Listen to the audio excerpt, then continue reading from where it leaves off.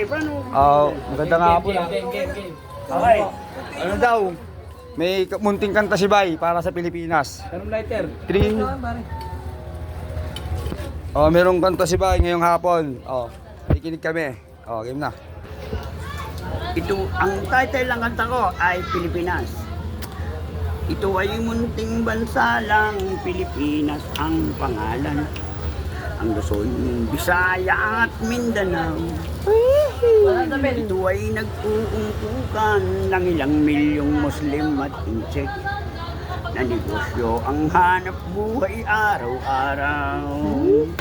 Dati sa Quiapo lang at saka sa Bicol. Bakit ngayon meron kahit saan? Meron sa Baklaran, sa Sapote at Alabang, sa Bacoor, Imos at sa Letran.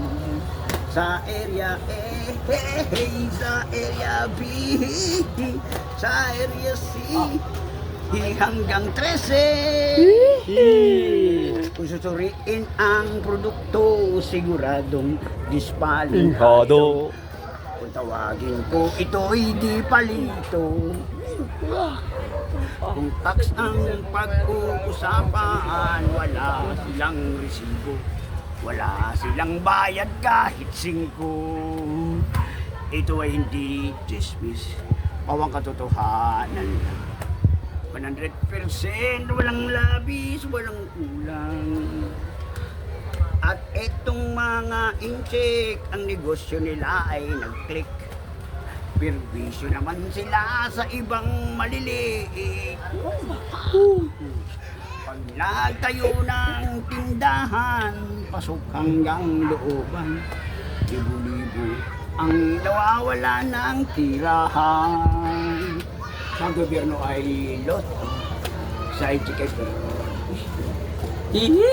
Sa Muslim naman ay walang resibo. Aray ko. Nasaan ang PEI? Nasaan ang PIR? Nasaan din ang mayor's permit? Ito ay hindi chismis o ang katotohanan. 100% walang labis, walang kulang. Sa gobyerno ay loto, sa inchikay perwisyo. Sa Muslim naman ay walang resibo. Nasaan ang Kapela. PII? Nasaan ang PIR? Nasaan din ang mayor's permit? It's me, Romel Vega, Marquez, Las Piñero.